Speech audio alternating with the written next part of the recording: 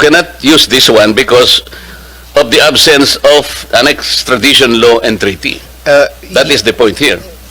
And Your Honor, that is the subject matter or among one of the issues that we raised in the, or that is being discussed in the Supreme Court petitions that were filed. Pero nangyari na kasi, dinala nyo na siya doon eh, under the false claim na pwede nyo gawin because of this. But you did not complete the whole statement. Kung kinonsider nyo yung pursuant to the applicable extradition laws and treaties, hindi dapat nangyari yun eh. So ngayon, kung halimbawa nag-argue kayo sa Supreme Court, nangyari na yun, ando na yung mama, di ba? Your Honor, if I may also explain, I have no knowledge or participation whatsoever in the events that... Hindi, okay naman yun. Kaya tinuro ka kasi ni... Yes, Your Honor, to explain the legal justification or premise on which... Yeah, but the legal justification is wrong. Secretary, yung pagkaka-transport ng dating Pangulo ng Republika sa The Hague. Ang pagkakaalam ko po kasi, maraming pronouncement ng ating Pangulo. Yung iba na-memorize ko pa nga po eh. We will not assist the ICC in any way, in any form. From now on, I ask my secretaries to do the same. I mean, something like that. Pero nangyari, kabaligtaran, Secretary, di ba? The former Secretary of Justice explained that, well, those pronouncements are not cast in stone. Ito na naman eh. Ito yung parang ephemeral lang nangyayari. Parang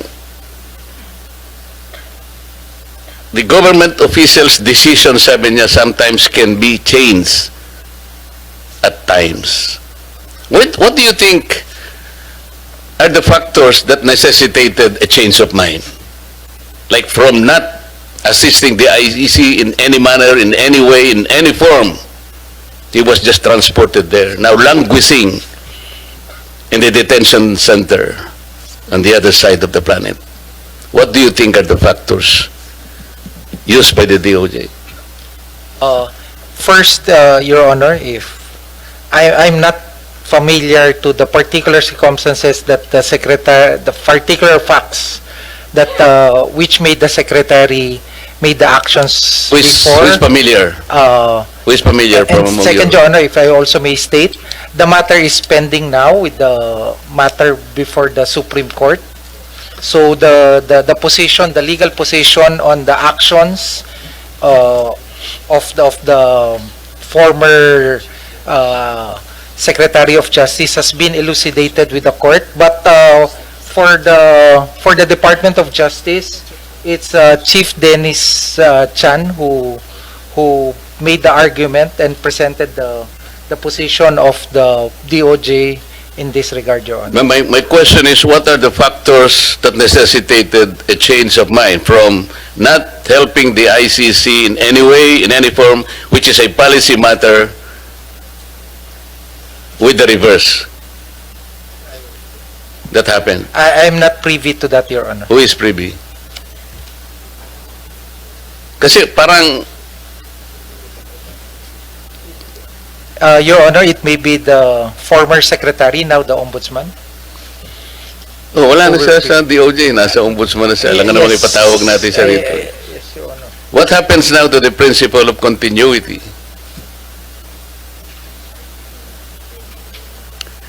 Well, people might say and suspect that, even policy matters can be changed by mere whims or caprices,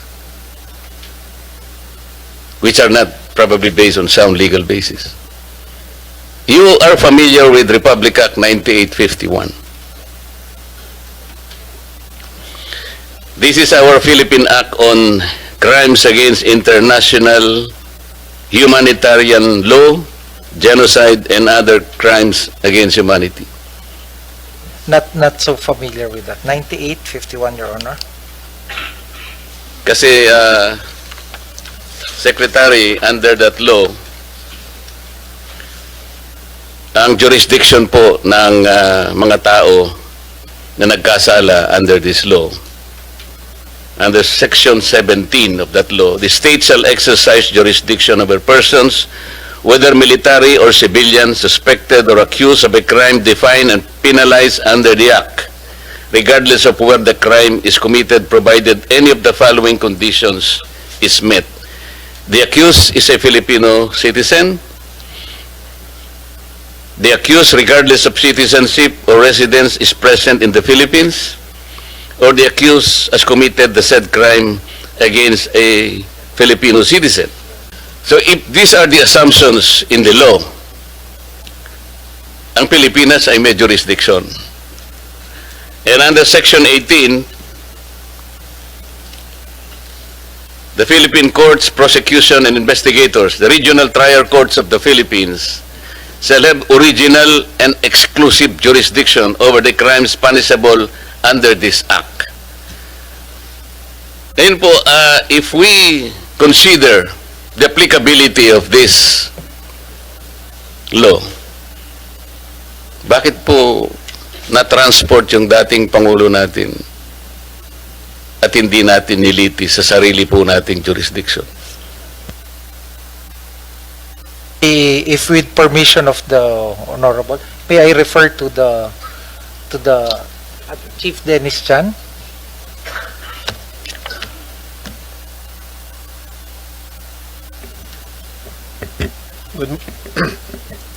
Good morning, Your Honors. Good morning, Senator Marcoleta and Senator Gatchalian. You are correct, Your Honor, that Section 17 on jurisdiction provides for the state exercising jurisdiction over persons suspected or accused of committing a crime penalized under RA 9851.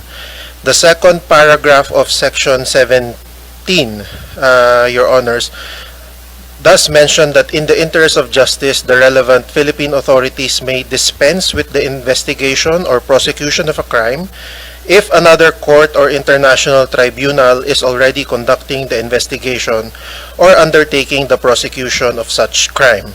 Instead, the authorities may surrender or extradite suspected or accused persons in the Philippines to the appropriate international court, if any, or to another state pursuant to the applicable extradition laws and treaties. Your Honor, I believe this was the justification relied upon by the former Secretary of Justice in the action leading to the transfer of the former President, Your Honor. So, Mr. Chair, they are referring to the second paragraph of Section 17 of 9851. Is that correct? Yes, yes, Your Honor. Mr. Prosecutor, I noted that, but I think the collatilla is very, very clear. Pursuant to the applicable extradition laws and treaties. This is absent. So how can you invoke this? Wala na tayong treaty. We have just withdrawn from the Rome Statute. So this cannot be applied. Is that correct? Your Honor, the way we interpreted that second sentence of instead the authorities may surrender or extradite, we see there two different actions to be taken by the state. It's either to surrender or to extradite, and then if it is to extradite, then it must be pursuant to an applicable extradition law or treaty. So the action taken, Your Honor, was surrender and not extradition. No, pero ang sinasabi niya, pareho sila eh. Yung dalawang conditions na yun will be cut under this pursuant to the applicable extradition laws and treaties. Wala tayong extradition law, wala na tayong treaty because we just withdrawn from the Rome Statute. Hindi mo pwedeng gamitin ito.